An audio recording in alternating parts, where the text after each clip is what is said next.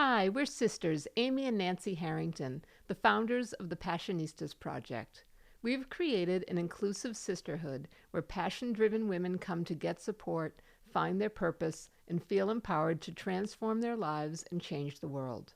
On every episode, we discuss the unique ways in which each woman is following her passions, talk about how she defines success, and explore her path to breaking down the barriers that women too often face. In this episode, we've invited members of our community to share their journeys of stepping into their power. Through their inspiring stories, each woman reflects on a moment of self-realization, resilience, or transformation, offering unique insights on defining success and embracing authenticity. Join us as we celebrate these moments of courage and personal growth.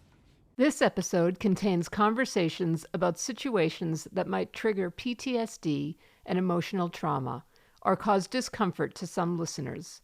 Please consider your own sensitivity before listening. First up, we have Kingsley, an indie pop songstress, sharing a deeply personal story. Welcome to the Kingdom, Letter to My Younger Self. This heartfelt message offers a glimpse into Kingsley's journey and the invaluable wisdom she's gained along the way. Welcome to the kingdom. To the little girl with big dreams and an even bigger voice. This is my letter to you. Hey, you. It's been a while since we've chatted. I just want to tell you some things that I wish you knew. You didn't know it then, but Kingsley saved you from yourself time and time again. She was the confidence you so desperately craved. Remember when you wanted to ask that boy out in middle school and you never did? She became the boldness you only had access to when you were angry. And child, you were angry. She is the freedom you didn't know you deserved because you didn't always feel it. You didn't know it then, but the only way the world made sense was when you became her. You didn't know it then, but the name called to you. It was who you were truly meant to be. So you ran to your computer downstairs and you searched and you searched and you searched just to find one that represented the star you knew you were meant to be. And when you first heard it, it was like a scene from Chicago. You know, the one where her name is in lights and they're whispering it. Now I understand that you and Roxy shared so much innocence when it came to dreaming of a life of fame. You didn't know it then, but the person you wished you could be was really you all along. You didn't know it then, but the first time you stepped onto the stage, a piece of home was carved out in your heart, and it will always and forever be there. No matter where you go in the world, you can always come back to that place. I mean, even at 31, after spending 2 years on the road and coming back broker than ever in your parents' basement, you still have that place you call home. You didn't know it then, but the opposite side of your depression is expression.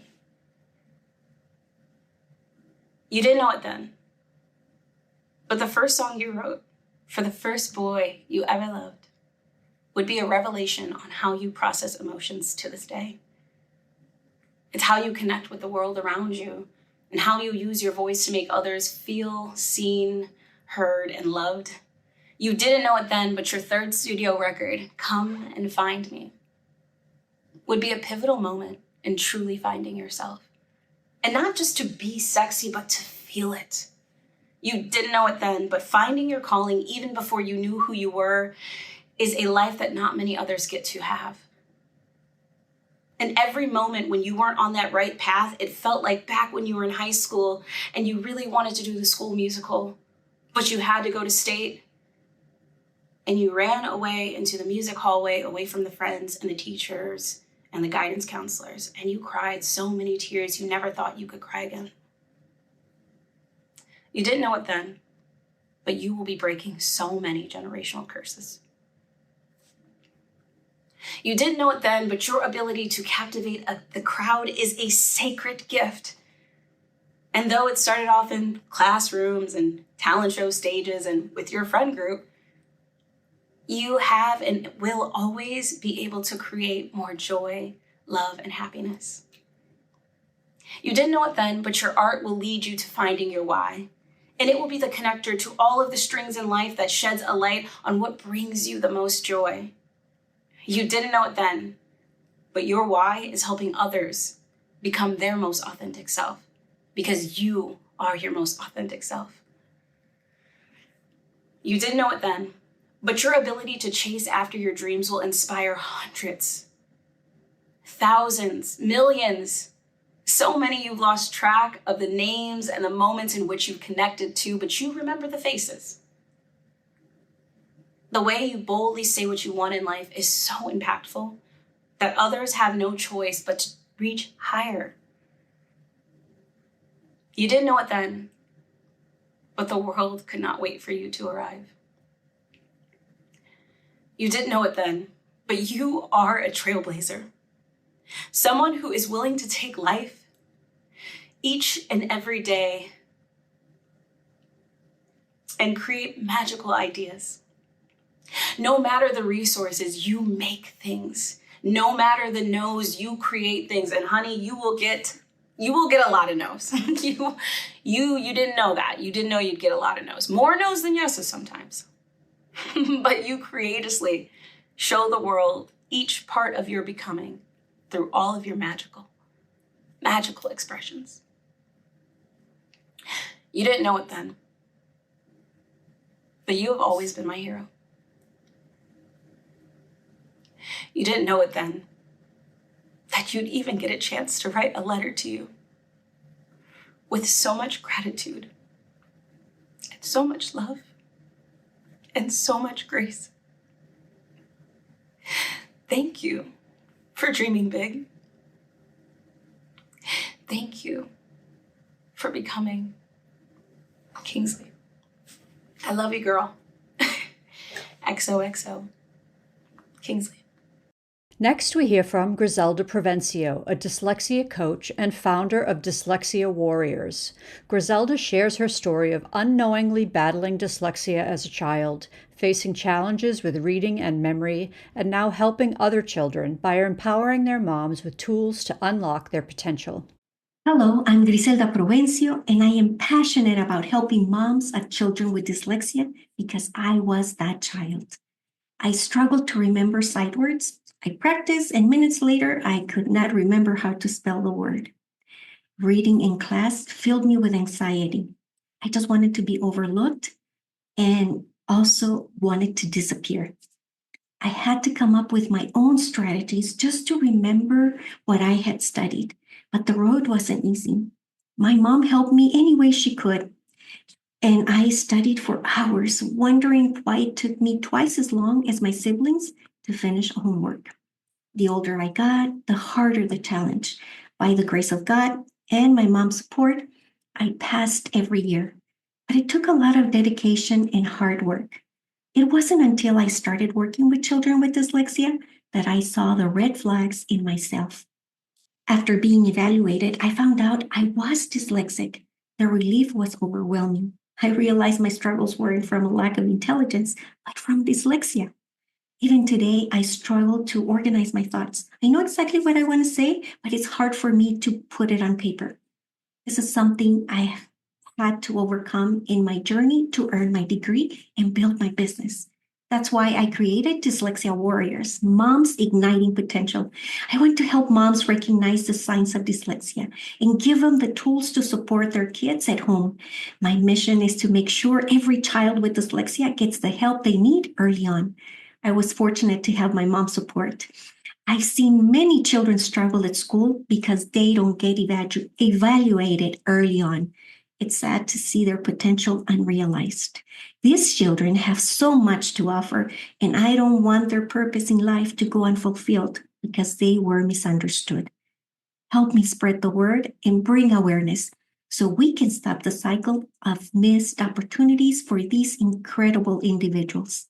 Now we introduce Sophie Zollman, CEO and owner of Sophie Zollman Next Level Business Support. Sophie's story is one of resilience, recounting her journey through business success, failure, and rebirth, highlighting how intuition and mindset have been her keys to growth. Hello, I'm Sophie Zolman, the owner and CEO of Sophie Zone Next Level Business Support. I'm a digital marketing expert, best-selling author, and speaker. And I'm also an 80s pop, Stevie Nicks, witchy woman, Harry Potter nerd extraordinaire, poker player, beach lover, and I'm a grandma too. And today I want to bring to you the story of my business birth, growth, success, epic failure, and rebirth into something bigger and better, because the epic failure was that pivotal moment when I really stepped into my power and knew what I wanted to do, how I wanted to get there, etc. So 23 years ago, I was a stay-at-home mom of two small children needing to make money. Going to work in a job would have just gone to daycare. So I jumped into the online space. I became a remote worker before it was a thing. I worked for an e-commerce company for a little over 4 years. I grew it from $50,000 a year to $500,000 a year, all at $12 an hour. I was burned out, fried, done with that. So I semi-retired to be a stay-at-home mom again. And 8 months later, the house started breaking. I had to go back to work. So I jumped into the online space again, this time in transcription. I met my ideal clients that I now have today by transcribing teleseminars from them back in the day. In 2009, I relaunched myself as a virtual assistant, and I got on social media, and I became very well versed in networking and connecting and making friends and making business acquaintances and connections. In 6 months, other VAs were hiring me to do work for them. Lo and behold, my business was born. Back then, it was Sophie Zone, virtually there for you. It was a VA business and then an agency. And then I went solo again after certifying in a few areas of expertise. And then in 2018, I made the decision to go exclusive with a client for 6 figures. I finally hit my 6-figure success. I was ecstatic. I was on fire, so to speak. And yet, in the back of my mind, in the hollow of my gut, something was telling me this wasn't a good idea. But I thought I'd made the big time, and I ignored it. And I worked for this company throughout 2018. And the longer it went on that year, the more that voice started talking to me more and more. And finally, I realized that though I'd made 6 figures, I knew this was going to be a plateau where I wouldn't get much bigger. And I wanted more. I wanted to do more. So listening to my intuition and my gut, I soft launched a digital marketing agency at the end of 2018. Approximately 2 weeks later, my exclusive client let me go. I lost it all. I, in the moment, had nothing. I was devastated. And everyone around me, my husband, my coach, my team from that coaching program, all looked at me and said, good. Of course, I was freaked. But after, taking a little time to wallow, to process, to get through the emotion of it, I jumped right back in with this digital marketing agency concept I just launched, and learned that intuition is very important in what you're doing in life and business, and B, that mindset is also huge in this world, because the biggest thing from my coach that empowered me and allowed me to step into my power was when he told me to reframe my phrase, I've lost it all, I have nothing. He turned it right around and said, I have everything I need to succeed. My husband stepped up and worked with me to finance the restart of my company, gave me 6 months worth of funds and support to start over. And that is when everything clicked, and I stepped into my power, into who I am, and into the well-rounded decision-making that I make today to keep me going through the ups and downs of life and business, because there always will be ups and downs in life and business. And that moment of losing it all and taking a bright idea that had just come about into not only six figures, but multiple six figures year after year, with other evolutions and pivots and shifts, going through a pandemic and all of it. I am here to say that that moment in time was a key moment for me to step up and know, I got this. I can do this. And I surround myself with people that help me continue that mentality, continue that empowerment. And I've stepped into more, doing more and more with the business, with becoming a best-selling author, for doing everything that I can to empower other women and other business owners to keep going when times are tough, even if you do lose it all and need to start over. Find your passion, do what you love, surround yourself with people who support you in it. And no matter what, don't give up, because even if you fail, you can turn it around into success on your terms, defined by you and how you want your success to be measured and done by you and the people around you. So if you're going through a tough time in your business or your life, you got this. You can do this. You just got to keep going. Our next storyteller is Kimberly Harms, an international speaker and award-winning author. Kim shares her profound journey of resilience through multiple personal losses and the strength she found to rebuild her life and find a new identity. Hi, my name is Kim Harms, and I've been around the block a couple of times in life. I was born in 1956, and at the time I was born, I was missing some fingers on my right hand, so it was a little traumatic for my mother and my father. My parents were divorced when I was 3, and I was raised by my wonderful, beautiful mother and her mother, my grandmother, Fran.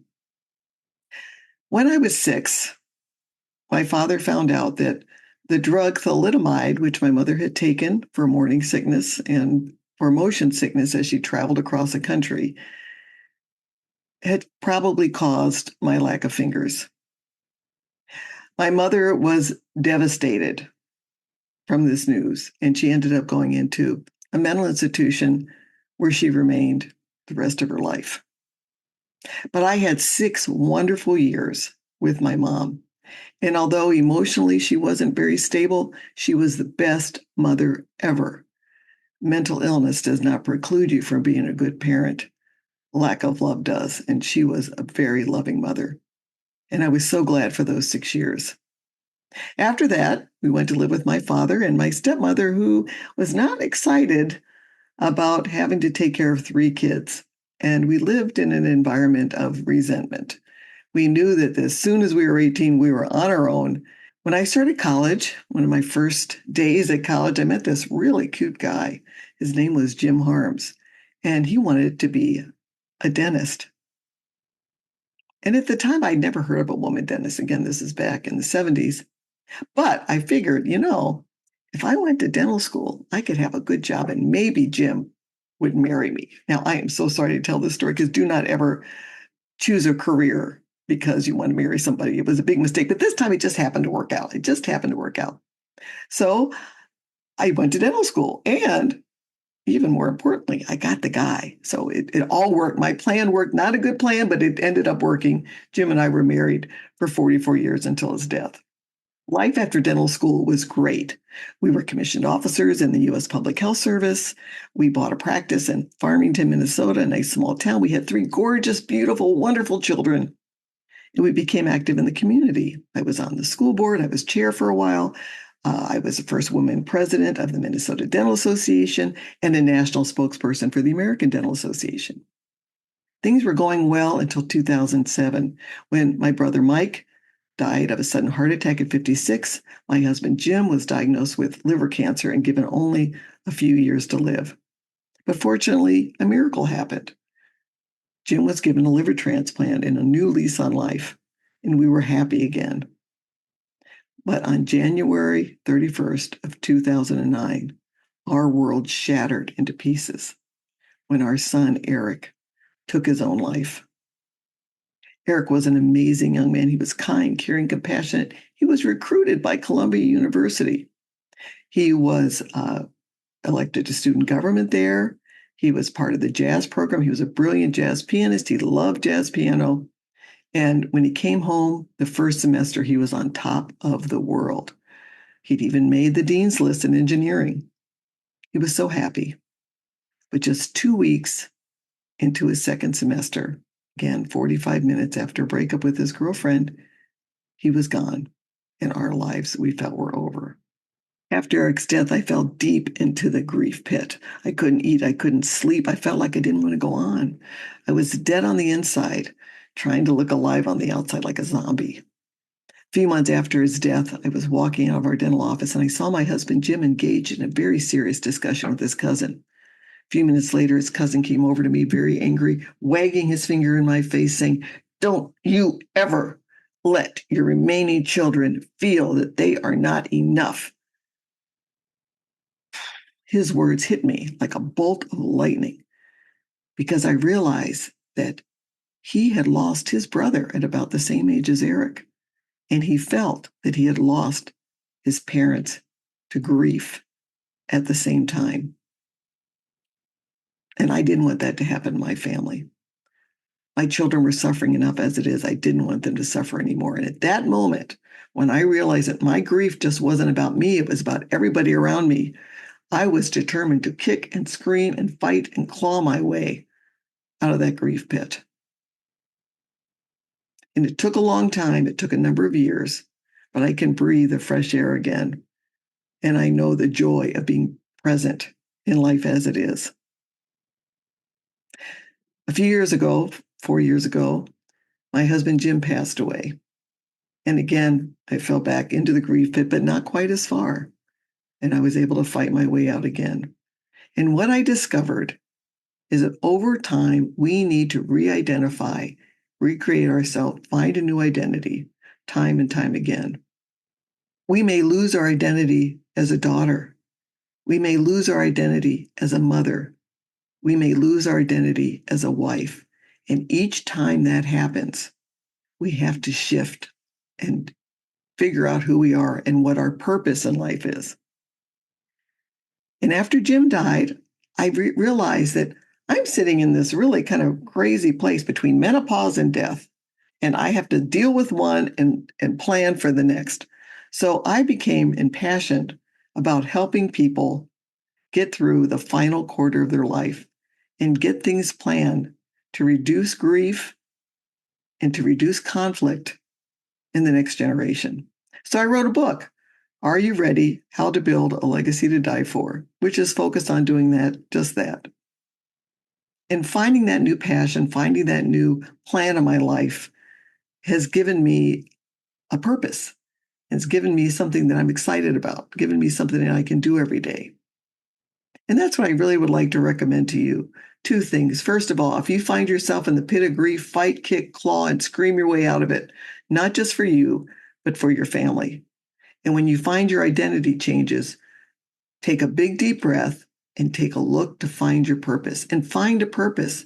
Get busy, help people. It's amazing how enriching that is for your life. Up next is Dr. Christiane Schroeder, a professor, coach, and author who inspires women to embrace their strengths. In her story, she shares how she overcame self-doubt to establish a fulfilling career and empower others to succeed without overwhelm. Hi, everyone. I'm Dr. Christiane Schroeder. I'm a professor, business, and wellness coach. And I'm also author of How to Master Your Goals and host of the Happy, Healthy Hustle podcast. I'm so honored to be here today and share my story with you because the story is about finding my voice, embracing my strength, and how that moment of stepping into my power transformed my life and now the lives of women everywhere. When I grew up in Germany, I actually never thought I would be here today speaking to all of you. I had really big dreams, and like many women, I struggled with self-esteem.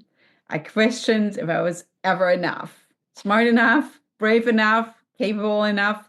And the turning point really came when I decided to study abroad. I applied and I was accepted to study in the United States. So I left my home. And in that moment, when I was sitting at the airport, wondering if I could truly ever make it on my own, that's when it kind of settled in. Something powerful is waiting for me. I knew that fear would always be there, and I could choose to step into my power anyway. And so I did it. I went for my graduate school. I earned my PhD in applied economics, and it definitely was not easy. But with each step, I learned that comes from betting on yourself and believing in your own journey. And so for me, it wasn't just about achieving that PhD for myself, it's actually about giving back. I became a professor, a coach, an author, and also a podcast host because I want to empower other women to find their own strength and their path to success. And that's also why I wrote How to Master Your Goals. It's a book about creating a simple and proven path that any woman can follow to reach her goals. And that's also why I named my company Hello Happiness, because I believe that every woman deserves a space, a nest where she feels supported, empowered, and inspired to grow and thrive, both personally and professionally. So my mission is really to create that space through coaching, through resources, and through communities so women can take control of their journey without feeling overwhelmed. So I wanted to let you know I see you. I know what it's like to juggle everything, to feel completely overwhelmed by all the demands that life throws at us and still have those dreams burning inside. My book, How to Master Your Goals, is about more than just worksheets or tips. It's about finding the tools to take control of your journey, just like I did. Because what I've learned through all of this is that stepping into your power means owning your narrative, breaking down barriers, and showing the world what you're truly capable of. And that's why I coach women. I want to help you see the strength that you already have, and I want to give you the support and guidance that you deserve. So I'm truly passionate about empowering others because I've been there. I know the struggle, and I also know the joy that comes when you finally realize you are enough. So my message to you is simple. If you've ever doubted yourself, know that your story has the power to inspire change, not just for yourself, but it's for women everywhere. My hope is that through my journey and through my book, you'll find the encouragement to step into your power. We all deserve that chance, and I'm here to guide you through it. Thank you so much for listening, and thank you for being part of this journey toward changing the narrative for women, one goal at a time. Now we'll hear from Samantha K. Harris, a certified life coach. Samantha's story explores her struggles in a male-dominated environment and her powerful decision to take control of her life and demand the respect she deserves. Hi, my name is Samantha Kay, and I help women thrive in male-dominated industries. Women in male-dominated industries where they are the first, few, and only, walk in bold, courageous, excited to be in these arenas where women don't get the chance or don't take the chance to thrive. But something happens during the time that they're there. And I know this because I am a woman who has worked for the past 2+ decades in male-dominated industries. Some of the challenges we face is mansplaining, over-talking, our ideas stolen, and a host of more. And we get to the point where we want men to understand us. We want men to respect us. We want men to fight for us because of the challenges we face. And then we become tired. We become exhausted. And I get this and I know this personally. I had a time when I had supervisors that were my supervisors come to me and tell me, because I gave directives to a man and who was offended because of the way I gave him a directive, letting him know my title, letting him know exactly what I needed him to do, that I was too animated, that I needed to bring it down. Anytime that I'm assertive in the room, I'm labeled aggressive. But the thing I believe that I know for a fact that got me was At the time, my boss asked me to write a project, and I did. I did it willingly because I assumed he was an ally. I assumed that he was someone that had my back, especially since he had given me an opportunity. But was he when he was taking my work and giving it and passing it off as his own? I was taken aback because I assumed that he would have given me the credit for the work that I did. But he did not. I was sad. I was angry. And I didn't voice my opinion at first. I allowed this to consume me until I felt I was almost broken. I was angry. I isolated myself. I spoke aggressively towards everyone. Everyone became the villain that I worked with. And it just exhausted me. I was tired. I didn't feel that it was worth me staying. I started looking for new positions within the same company, but more that would fit with my personality, with who I was. I doubted myself. That's what I did. I doubted myself. I doubted my abilities to be seen and to be heard. But something happened. Something shifted in me when I started doing the work on myself. I started working on my personal self and understanding that I was changing, I was shifting, I was becoming a shell of myself because of the societal norms, the ancestral norms, because wanting to be liked, wanting to be accepted, wanting to be seen as that go-to person without getting the credit. I was sad all the time until I realized it wasn't me, it was society. And doing the work on me is what helped me stand up for me. I no longer write anything unless I'm getting credit. You are no longer sending me an email privately asking me to write something. And I say no. And I don't feel bad. I'm not angry. I'm not sad about it.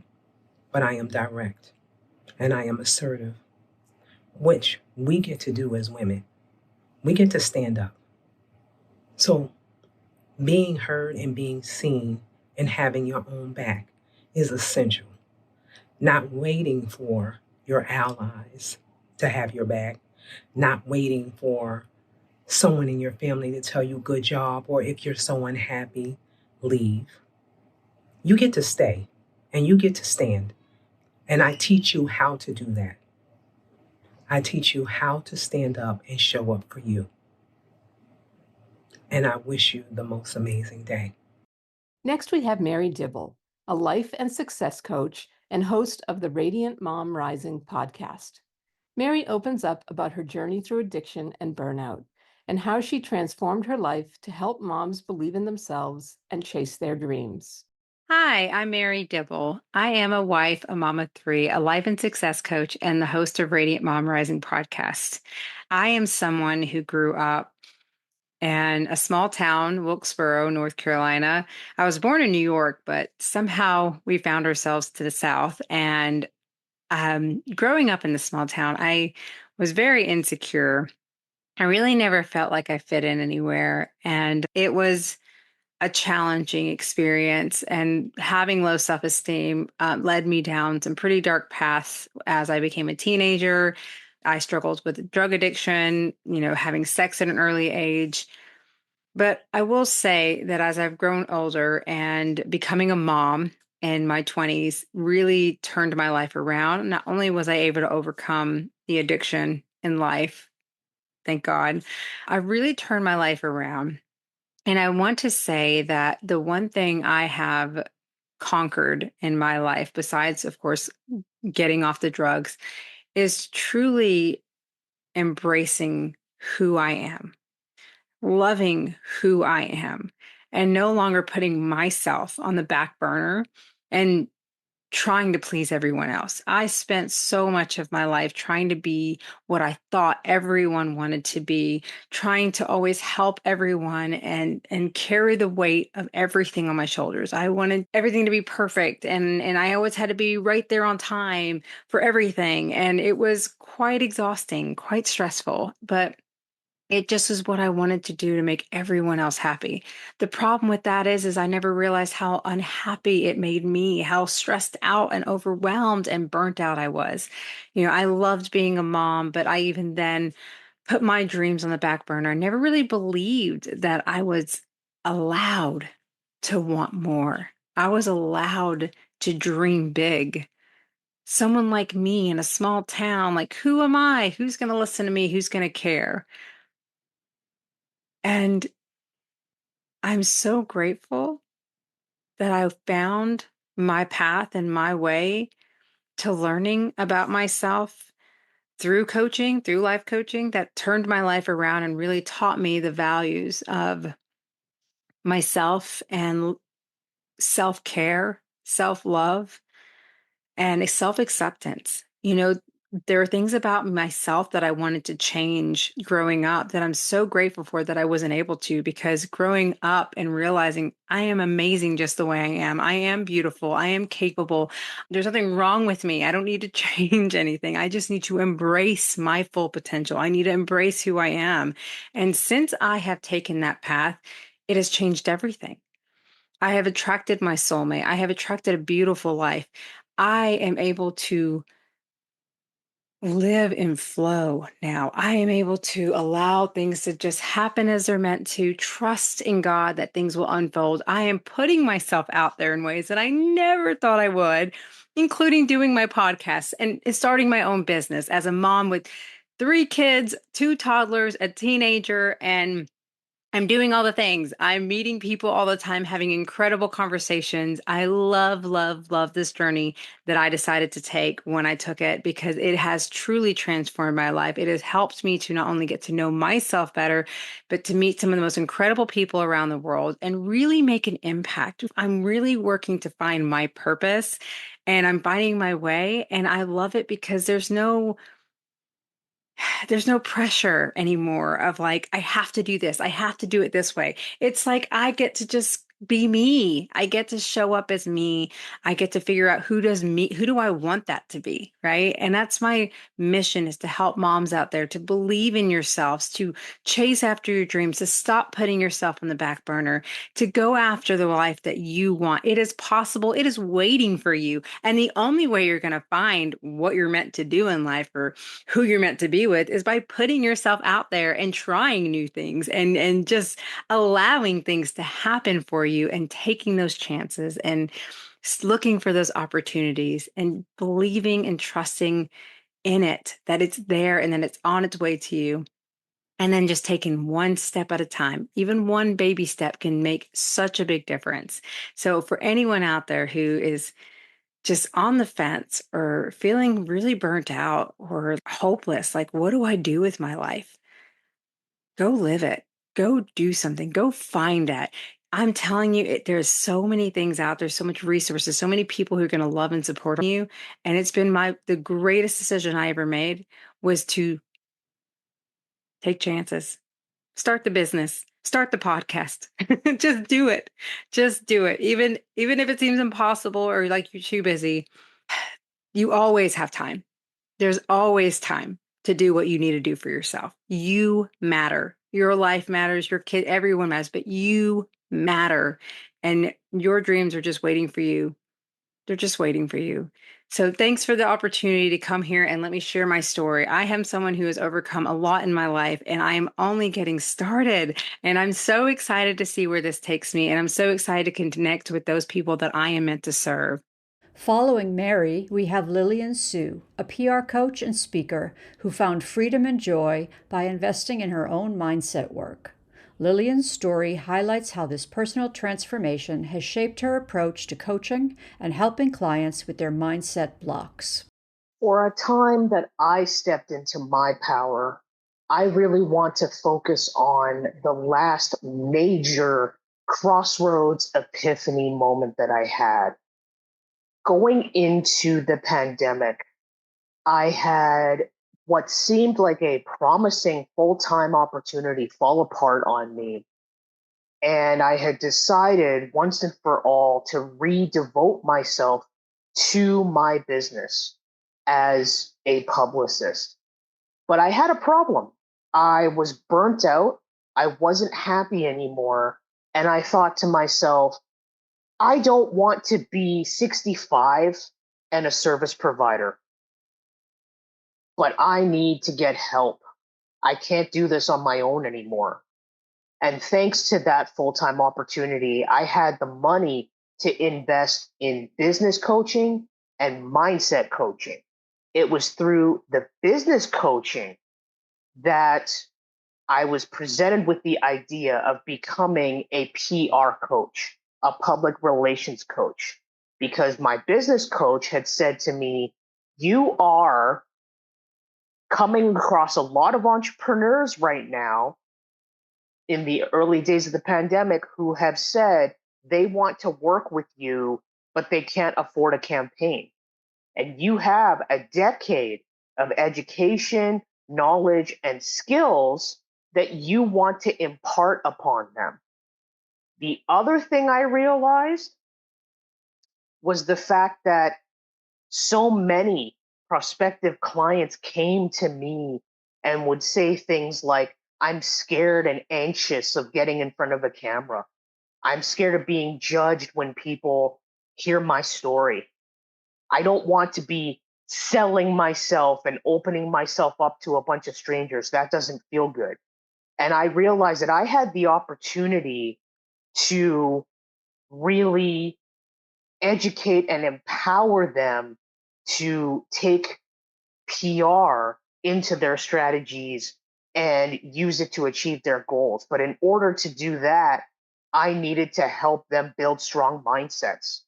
And it wasn't until just over 4 years ago that I actually realized that I still had mindset blocks.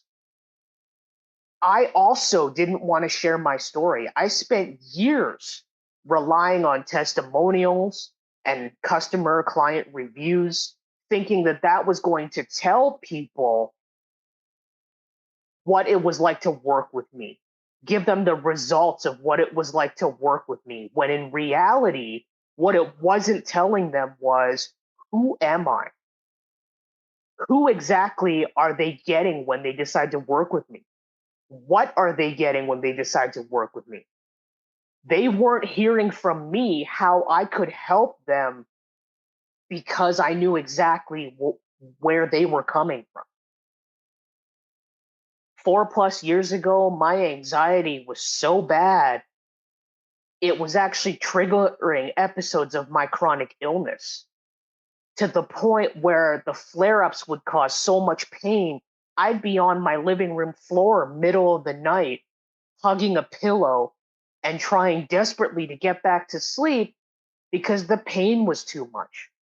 It took me years, over 5 years, to live with a chronic illness before I recognized that, hey, my anxiety is triggering this. And it wasn't until I decided to work with my mindset coach that I actually sat down with her and she asked me, what do you think is triggering your anxiety? And I said to her, I think a big part of that is wanting control over my business. Like, I really want people to respond to what I'm putting out there. I want people to work with me. And she said to me, well, where is that need for control coming from? Working with her, I was able to develop healthy coping mechanisms using meditation on a daily basis, using self hypnosis. But the absolute major breakthrough moment that I had that really allowed me to step into my power, transform my business, and actually find freedom came when we did an EFT, a tapping session. In that session, I went back to a time where I was being controlled in my childhood. I realized that in my childhood, I didn't have control. I was being controlled. And my obsessive need for control over my business stemmed from the fact that I wanted some say, I wanted some choice in my life. And it wasn't until I went through that exercise that I could recognize that as a child, I did the best that I could to survive with the tools that I had. And I learned how to forgive myself for not doing more, for not being able to have control. And when I reached that breakthrough moment, the monkey fell off my back.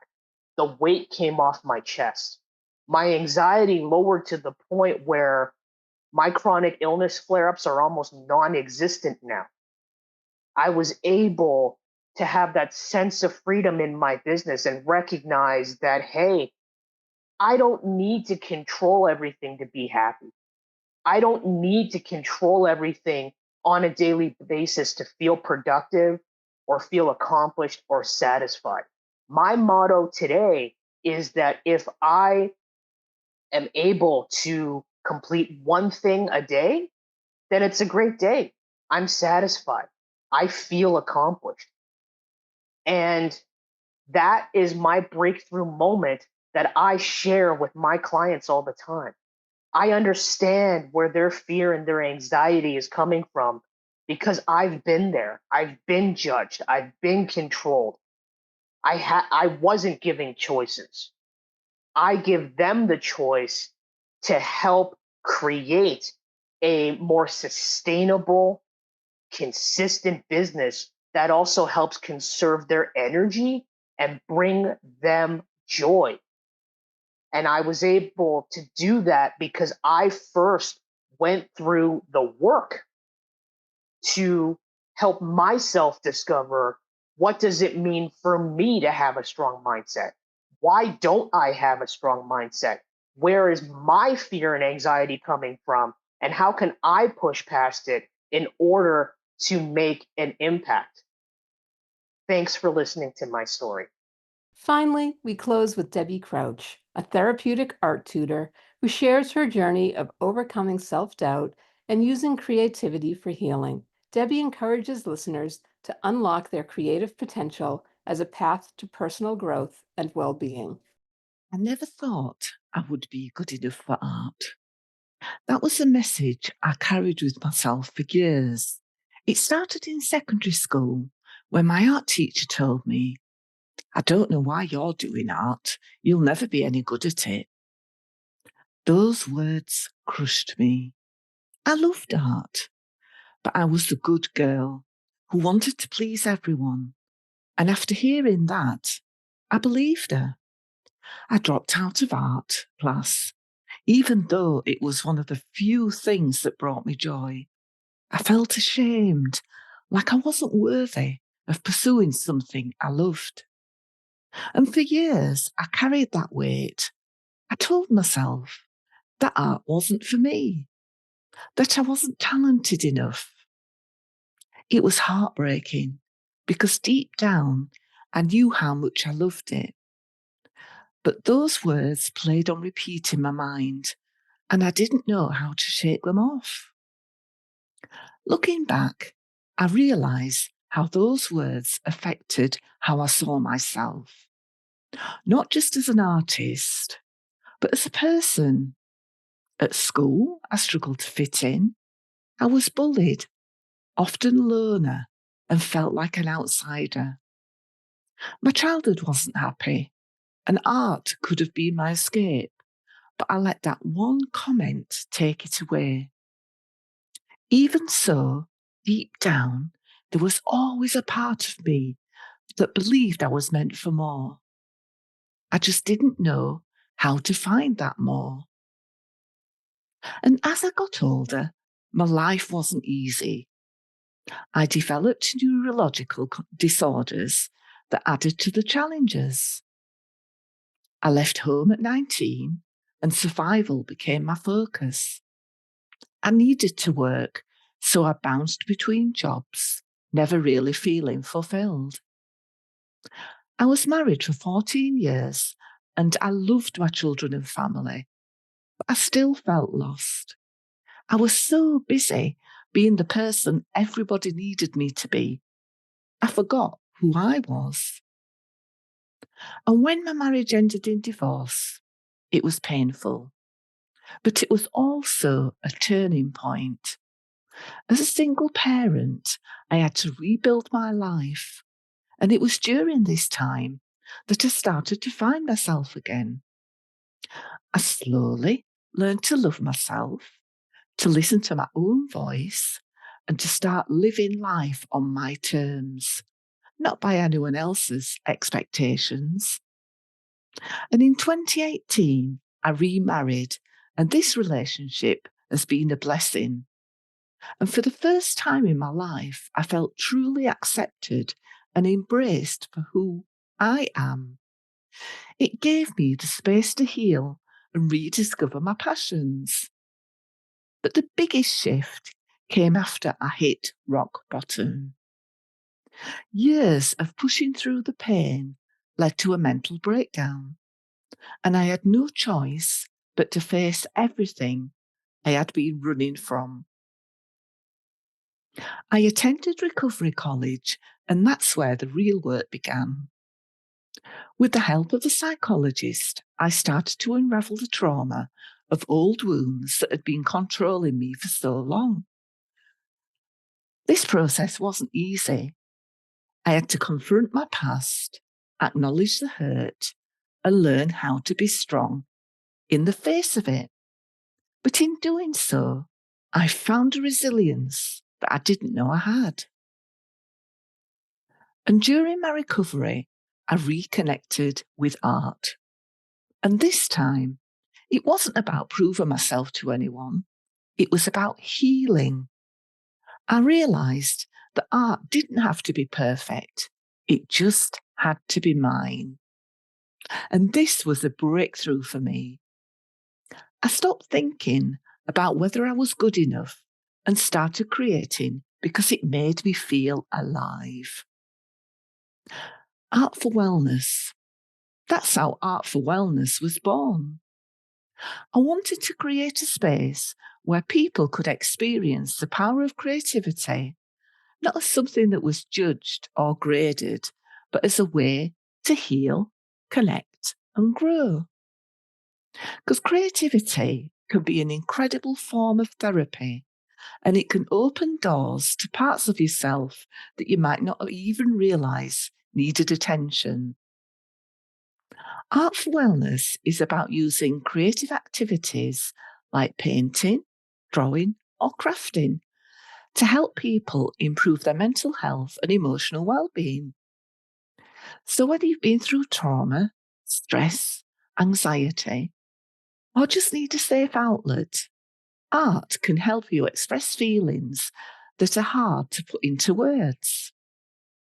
And the beauty of this is you don't have to be a professional or even consider yourself an artist to benefit. Here are some of the key benefits of Art for Wellness. It's an emotional release. Sometimes we don't even know how much we're holding inside until we start creating. Art gives people a non-verbal way to release emotions, helping to process grief, anger, or sadness. Stress relief. Engaging in creating activities can lower stress levels by promoting mindfulness. Because when you're focused on creating something, even for a few minutes, it allows your brain to break from worries and overthinking. Building confidence. Many people, like me, have been told they aren't good enough for art. But in Art for Wellness, it's about the process, not the product. As you create, you gain confidence, not just in your art, but in yourself. Connection and community. My workshops and groups are about more than just making art. They're about building a supportive community. You're not alone in your struggles, and creating alongside others gives you a sense of belonging and connection. Self-discovery. Art can reveal hidden strengths, passions, and new parts of yourself. You might start on a piece, not knowing where it's going to end up, but yet discovering something wonderful about yourself in the process. How to find me. I run workshops, online sessions, and community events to make art accessible to everyone. No matter their background or skill level, my goal is to expand Art for Wellness into a physical space, a place where there's a gallery to showcase the work of local artists, a cafe where people can relax and connect, and a shop filled with beautiful creative pieces. And this space will also host workshops and therapy sessions where people can experience the healing power of art firsthand. If you're interested in joining one of my workshops, attending a community event, or simply learning more about how art can help improve your well-being, you can find me online, Facebook, Instagram, or website, and the links will be shown in the notes below. So whether you've never picked up a paintbrush or you're a seasoned artist, I want you to know this. You are capable of creating something beautiful. Art can be your tool for healing, self-expression, and finding peace. And if I can do it after being told I would never be good enough, then so can you. Because art became a way not just to heal myself, but to help others heal too. And my message is simple. We're all capable of creating art, no matter what anyone says or what circumstances we face. The journey has been long and at times incredibly painful, but stepping into my power wasn't about proving others wrong. It was about proving to myself that I am enough, just as I am. I am stronger, more resilient, and more capable than I ever knew. And so are you. So as a final thought, if anybody says anything to you, that person doesn't really know the whole you. And if you want to create, don't let anybody stop you. Your creativity is yours, and you are more than enough. Thanks for listening to the Passionistas Project. If you've ever felt that pull to share your own story, but aren't sure where to start, or wonder if your story would truly resonate, know that you're not alone. And through our anthology book and video presentations for the Power of Passionistas Women's Equity Summit, we're here to support you every step of the way. Imagine writing a chapter in our anthology book, one that showcases your unique experiences and perspectives, produced alongside a video presentation directed by us to bring your story to life. You don't need to have it all figured out because we'll guide you through the process with the same skills we've used when we've interviewed people like Dr. Jane Goodall and Carol Burnett. Having conducted over 1,700 interviews, we are experts in helping people uncover and articulate their most impactful stories. You'll have access to our experience, as well as a cohort of other writers who are right there with you, offering support, encouragement, and feedback. If you've ever felt that your story might be too quiet to make a difference, or that finding the right words seemed daunting, this is your opportunity. We're creating a safe space for women to speak boldly, authentically, and together with the support of a compassionate, dedicated team and an inspiring community. We're excited to help you take this next step and make your voice heard in a way that feels empowering and true to you. To learn more, email us at info@thepassionistasproject.com and put "I want to write my story" in the subject line. Until next time, stay passionate.